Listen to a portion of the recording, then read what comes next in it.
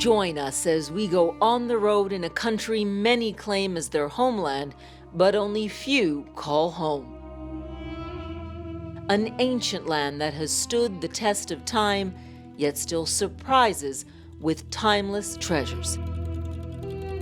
A landlocked nation with a proud history preparing to enter a wired world. Join us as we journey through Armenia.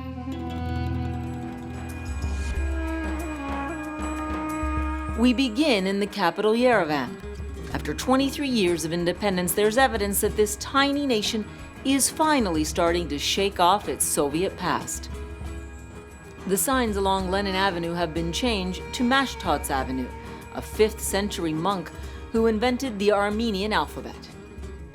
You see more Western luxuries, more traffic, and more access to technology.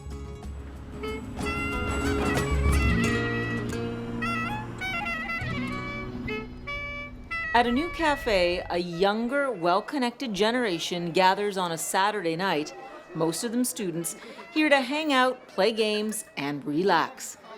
In a novel concept, drinks and snacks are free. You just pay for your time spent. During the week, it's a place to do work, hold meetings, and share ideas. I think our generation is very transitional, let's say, generation. The cafe owner is only 29 years old, but she still remembers the hardships of the 90s, living with blackouts, no heat, and little opportunity. I see such a big gap even between my generation and nowadays kids. They are 18, but they do have their business. They are doing something in art. They are confident. They believe in the future. I don't know. Yeah, I'm jealous of this generation.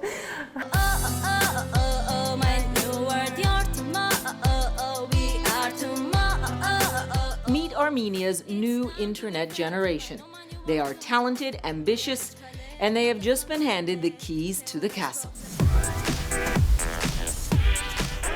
The most surprising is when they come here, they're different. Suddenly everything changes. It's amazing. It's the power of what we have created. We're at Tumo Center for Creative Technologies, located on a shiny new campus overlooking Yerevan. Bravo. This revolutionary new school turned Armenian education on its head when it opened its doors 3 years ago. Armenia doesn't have natural resources. Our borders are closed right now. I hope that'll change soon. But right now, our link to the outside world is through virtual networks. So. In a country still trying to retool its economy, state educational resources can only go so far. Tumo has helped fill in the gaps. It's really crazy to see something like this exist here, but it's also a beautiful illustration of the developing country that Armenia is. So it's an after-school university. It's a glorified after-school program. The idea is to get the entire figure down on paper in 2 minutes. A nonprofit venture funded by an Armenian couple living in the United States, Tumo is free for students. The goal? Create a unique learning environment that gives children their best chance to make it in a digital world. When we started, we thought about, one, a big space, like not to affect a few people, a few kids, but mass. That was important. It should be somewhere where you feel comfortable, where it's all about you and what you are creating on your screen. They have the opportunity to explore the areas that are interested in. Students can focus on computer animation, web development, game development, or digital media. The classwork is designed to inspire Armenia's next generation of creators. We pride ourselves on the fact that the majority of our students in the music team, they have zero background in music. What matters for us is kind of that passion and the drive. So they come in here wanting to learn, and then we start from there. And the results can be stunning, whether it's hands-on workshops like this or the production of original music videos. The level of expertise and talent shines through.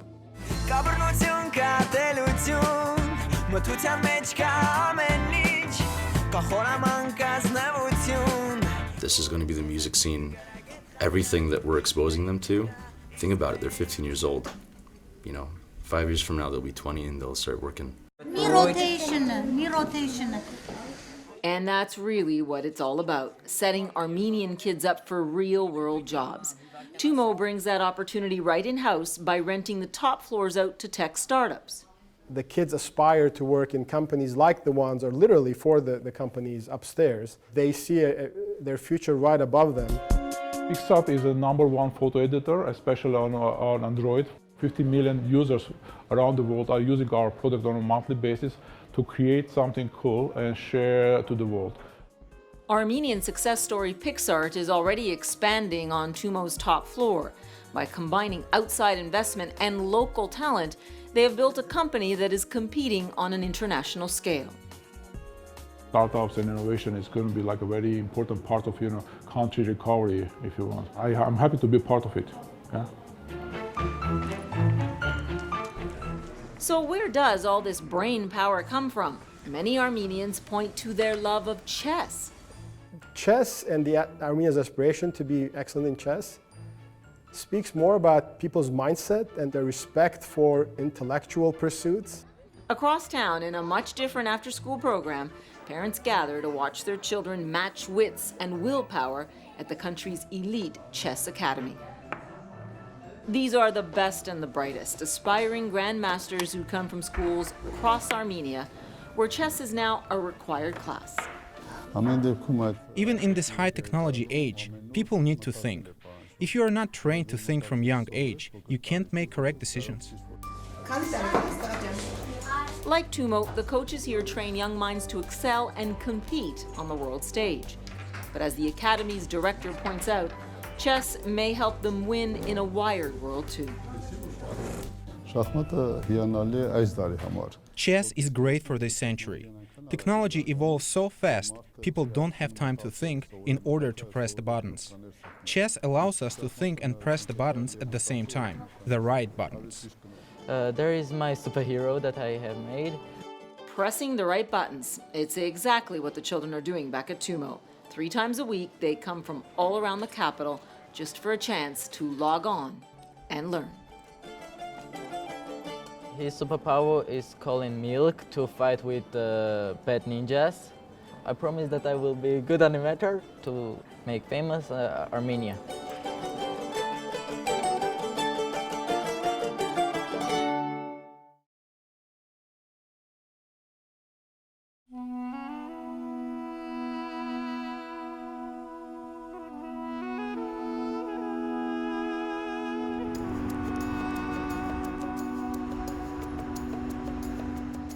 To begin to understand the soul of Armenia, you must first visit this austere memorial overlooking the capital, Yerevan.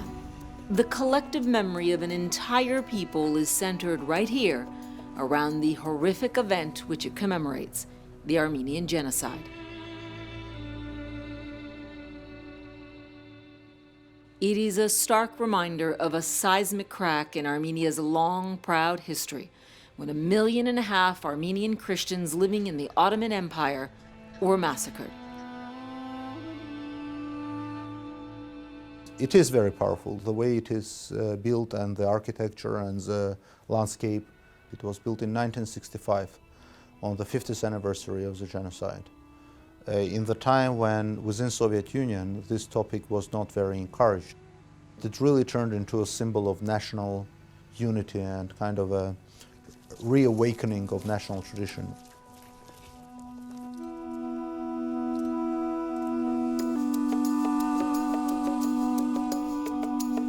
Another mobilizing force that has unified the country for centuries is the Armenian Church. Armenia was the first nation to declare Christianity its official religion in 301 AD. Today, incredible cathedrals and monasteries dot the countryside, perched above breathtaking views or nestled in rough, mountainous hideaways. Powerful connections to a proud past.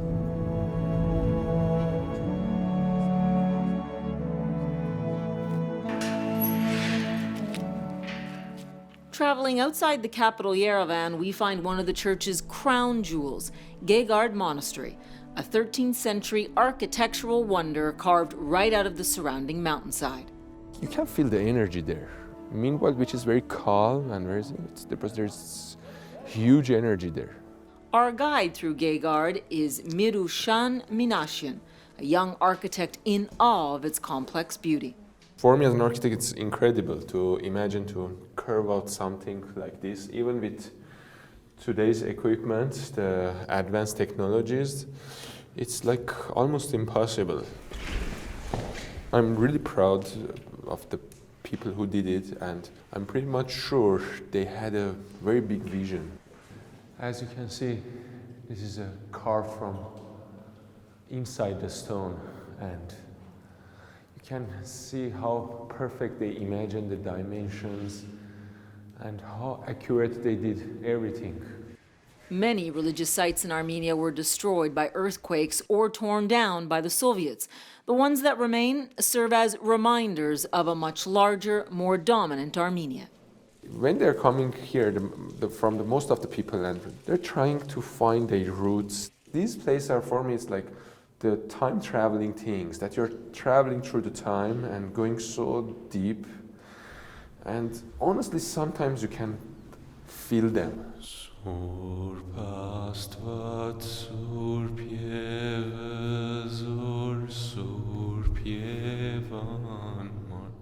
When you're singing and when you're hearing your son coming back, again, it's give you something to focus on yourself. Where are you going, and what's the message that these people try to send you?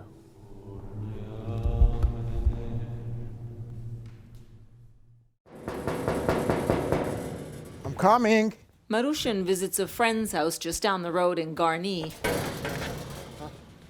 Hey, come on in. The host is author Inspirian. His family's home overlooks the Garni temple. Now, before exploring, they sit down and enjoy a gorgeous Armenian tea.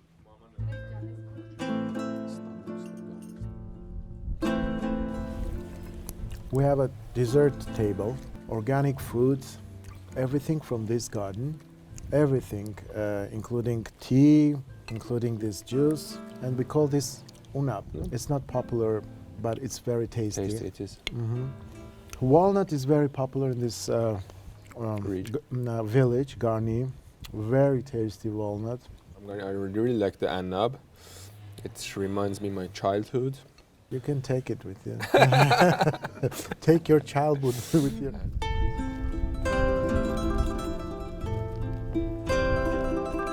Arthur is a music artist. He lives in the capital, Yerevan, and travels the world, but finds his inspiration right here in his family village. When I come here, totally different feeling, yeah. This nature, this smell, this eyes, villagers' eyes, the pure eyes, they give me something that after I go to my studio, it helps me to create more. The temple in Garni is a first-century pagan relic that was destroyed by earthquakes. Arthur can remember it being reconstructed when he was a child. I'm very proud that we have this, and thousands of tourists, they're learning more about Armenia.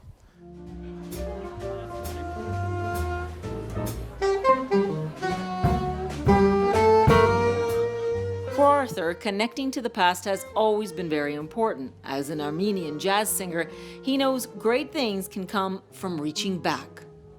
I see the young generation that sometimes they ask me, why are you doing the old music? I'm building a little bridge for them so they can travel back and forth, so they can travel to the past to listen to that music and come back and create and build the future of Armenia.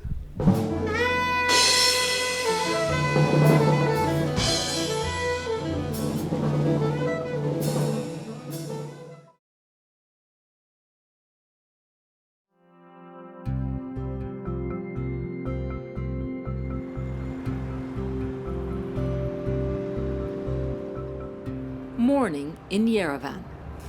With a chill already in the air, we're told it's a perfect time to sample kash, a traditional Armenian dish served only at breakfast.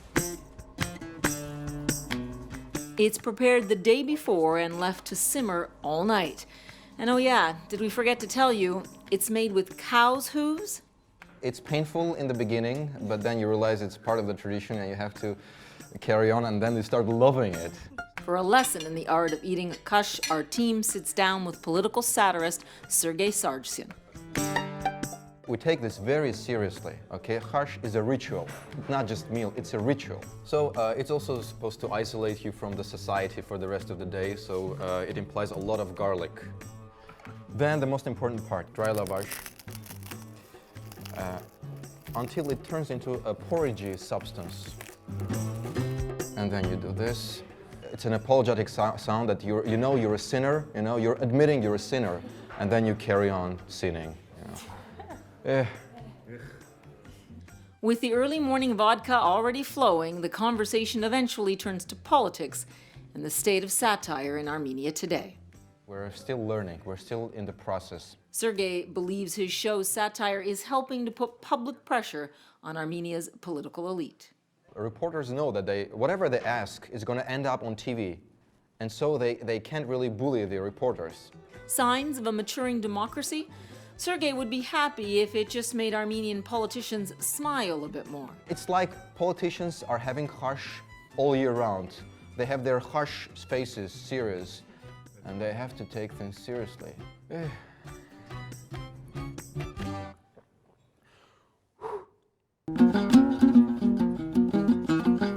For the last leg of our journey, we went in search of the Armenian diaspora. The numbers had caught our attention. Of the roughly 10 million or so Armenians alive today, only 3 million of them live inside Armenia. Many fled persecution or political instability, setting up communities around the world. But we'd heard a new generation of Armenians was coming back to reconnect with its heritage. We decided we had to tag along. But yeah, if you want to follow me. Temperamental. Tanya Akanian is a 21-year-old from Leeds, England. Her father is an Armenian born in Iran. I know I'm Armenian, but I still need to discover more. So I know I had this part of me that I was really proud of, but I needed to go and discover it and see why I was proud of it, because I just knew about food and music, and that was it. Yes, my host mum, she looks after me and cooks me lots of delicious things. Yeah, every day. Tanya is here thanks to the Birthright Armenia program. Anyone between the ages of 20 and 32 who has at least one Armenian grandparent can sign up. You can see what I mean by hospitable. Mm-hmm. It's really interesting to see how they will just welcome someone in that is Armenian from a different country. Because I don't think many people in the UK would do that. I don't know, maybe. What we're doing here is getting people from outside to come and to really see firsthand for themselves this country, its potential, its challenges, and if Armenia is a big mosaic, where's that little piece of the rock, that colorful little piece with their name on it? More than an immersion program, it's a chance for young professionals to engage and give back. They are expected to volunteer at least 30 hours a week. For me, I didn't really know about my roots, besides some pilaf and baklava, and kind of vaguely knowing that that's where my grandparents came from. Justin Mayfield grew up in Boston in the United States. He shares his love of music by volunteering at the Tumo School.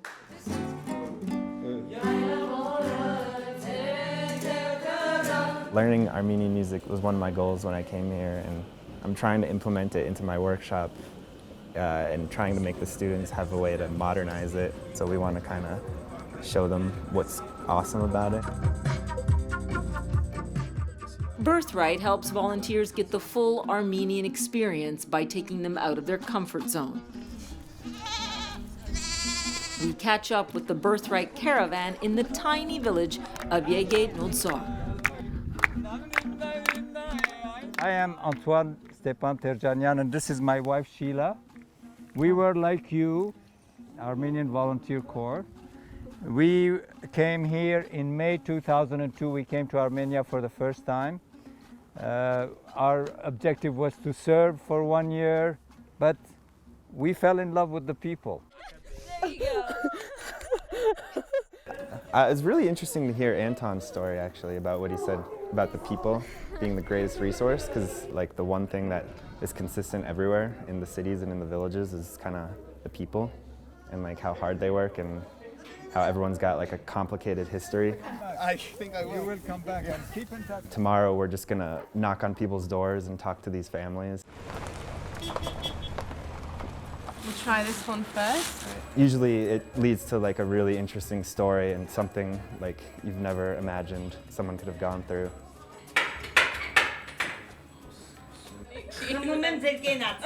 The biggest thing is like, everything keeps surprising you. There's like one thing after another that's just like, wow.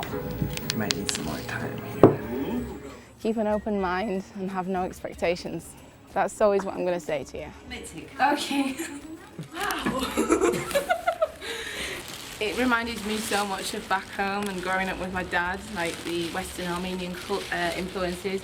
And we've come away with dried fruits, cognac, wine. What have you got? Socks. Socks. And I've got her phone number, so. As our journey through Armenia winds down, a look back at the experience reveals a country betting heavily on its youth. At every stop, signs of a new generation of Armenians ready to move beyond their parents' past and embrace a future without boundaries.